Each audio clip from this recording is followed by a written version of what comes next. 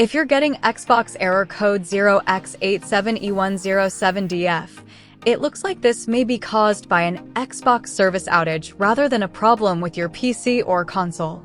First, open Downdetector and search for Xbox Network or Xbox Live. If you see thousands of users reporting issues, it's a strong sign that the Xbox services are experiencing an outage. You can also check the official Xbox status page. Sometimes it may still show all services as running even while users are reporting problems, so compare both sources. If this is an outage, there isn't much you can do to fix it. The best option is to wait for a few hours and then try again. Once Microsoft restores the service, the error should disappear automatically. That's all for this video. If this helped you understand the issue, please like the video and subscribe for more gaming and tech fixes. Thanks for watching. To be what I want, I'll keep dreaming.